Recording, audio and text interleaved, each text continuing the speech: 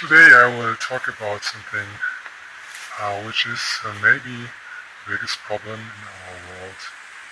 Um, who's to say, but pretty much one of the biggest problems. And in order to explain it, I'm gonna use a movie as an example. Um, Pretty much any mindfuck movie would probably do, but I will use one of the episodes of Black Mirror, which are often mindfuck movies. Um, and the name is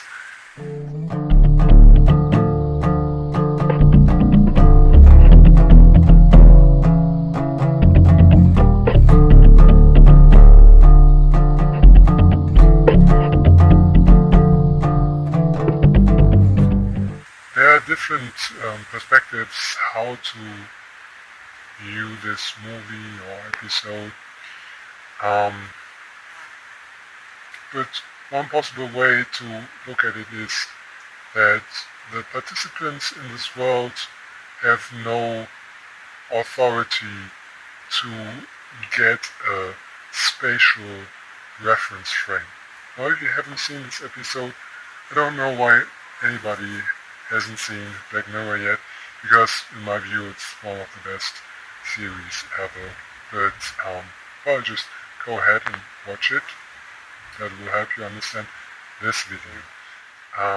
The problem in this episode is that the people that live in this world um, are sleeping, eating, and then staying all day on home trainers to pedal all day in order to get merits, which is some kind of point system. Now, none of them actually know where they are, and the viewer shares this perspective. So if you watch this episode, you don't really know where this is taking place. It could be an underground base after the nuclear war, 1,000 years in the future. Or it could be a cylindrical space station that is turning around its axis, thereby providing artificial gravity. It couldn't be on the moon or Mars, because then gravity would give it away. But it could be on an extremely big ship that isn't thrown around by the waves.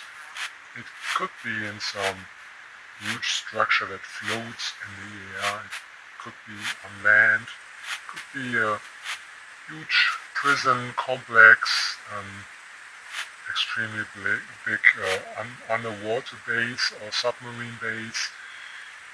It could be all kinds of things, and it could be in all kinds of times. You can't say anything about the history. How did these people get there? What time is it? So I'm gonna focus on the spatial reference frame and not the temporal reference frame, but that's also a good point.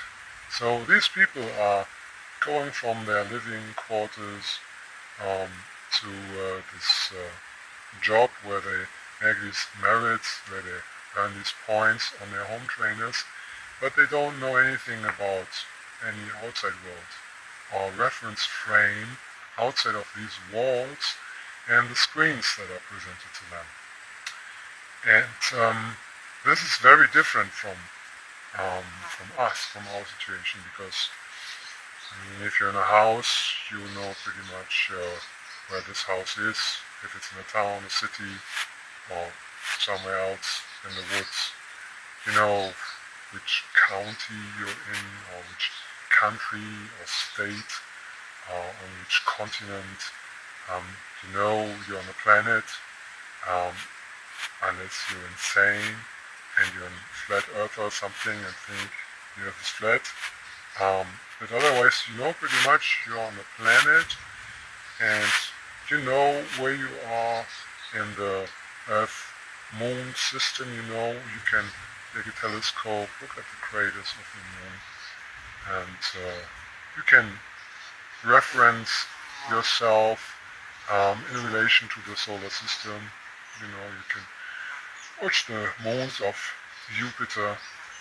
Um, you can see if there are dust storms on Mars, and you can have a look at the galaxy we're living in, the Milky Way. You can look at different star clusters, and you can even look in the local group. You can have a peek at the neighboring galaxy, the Andromeda galaxy, and then it gets more difficult.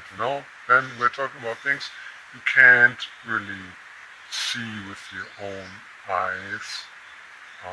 You can't provide proof with your own senses that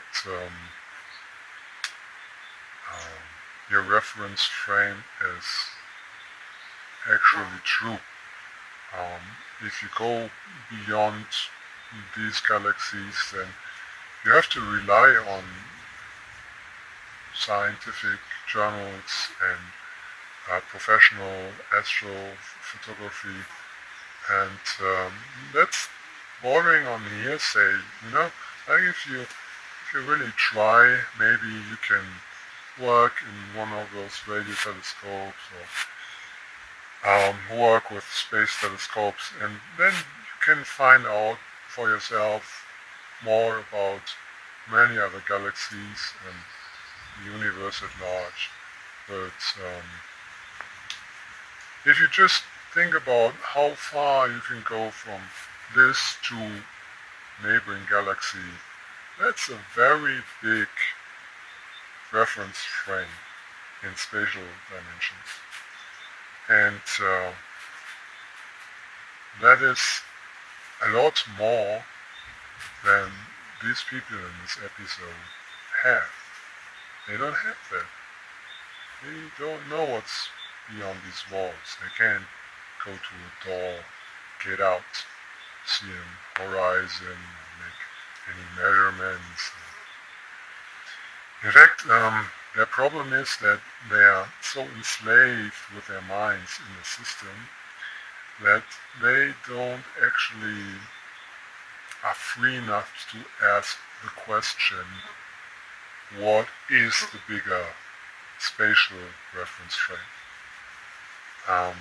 So they're kind of rebelling against the system, and the system doesn't allow this, but the system allows them to rebel to some degree, and the system tries to pacify them with a carrot, a stick. There's a woman which pretty much ends up as a prostitute for the system. There's a man which pretty much ends up as controlled opposition of the system in order to drag in more of those who are rebellious and still contain them within the system, because within this rebellion nobody asks the question, what is the bigger reference frame? What is beyond this? Who is there? What is there? And why can't we find out? So why this episode is so great is because it shows the fundamental problem that these people have in the system. They don't have the subpoena rights to ask questions, especially questions about where they are, who's in charge, what is this, what happened in the past, what's the plan, who engineered the system, who was the inventor of the merit point system, why are they on these home trainers? Are they creating energy because it's necessary? Is it just a diversion? Is it to keep them fit and healthy? Is it like the island that they're just there for organ harvesting, So they don't have the right to demand answers. So there's a difference between you have just the right to remain silent, or even worse would be you are forced to repeat the bullshit narratives of your superior tyrants. That's like very bad. Then the next step is like you have the right to remain silent. Okay, like I guess that's progress. And then the next step is you have the right to ask questions, but you're not gonna get an answer, or the answer's gonna be an obvious lie or something. So that's pretty much where Western society is. But it's drifting pretty much into the other direction of don't ask too many questions, and some questions are already hate crimes, and also remaining silent sometimes isn't an option anymore if you don't want to get the stick, or if you want to get the carrot as a cattle.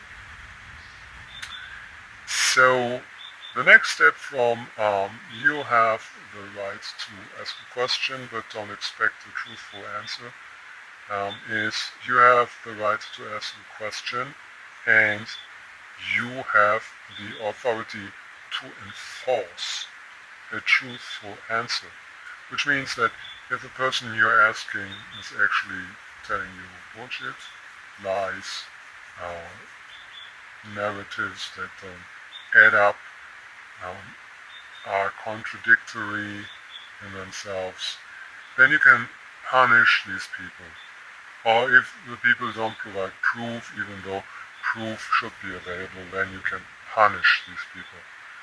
And this is subpoena rights, and every human being has or should have subpoena rights. So in an ethical sense, every human being should have subpoena rights, but actually they don't. And this is very interesting if you notice this. If you notice that you are expected to be without this right. You are expected to not have the right to demand answers of what's happening, who's in charge, who's owning all the money, who's controlling everything. And you don't have the right to enforce when somebody doesn't give you the right answer, a truthful answer, and doesn't provide evidence even though evidence is there. And it's just kept secret and not allowed to see it. So the question is, how do we know that our questions are not answered? Well, it's pretty simple, because the most powerful man in the world in the current narrative is supposed to be the American president. And we all know that he's a demented old man who just reads from a teleprompter and doesn't understand what's on a teleprompter. And if there's a prompt like pause, he reads pause. Because he doesn't understand what's on there and he doesn't write what's on the teleprompter. He just reads it. So obviously he can't be the one who's making the decisions. So the question is, who's making the decisions? So obviously you could follow the trail and see, well, who's typing in the stuff into the teleprompter. And this is where your right to ask questions ends. No, you're not allowed to know.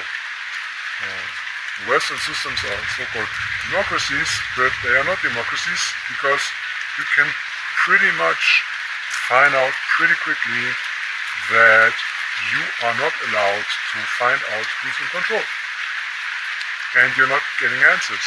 And the people who are in charge, whether you call them continuity of government or deep state or swamp or blob or the cabal, or whatever, it doesn't matter. They make it very clear that you have no right to find out who's in charge, who's controlling everything, how the money system works, who's owning all the money.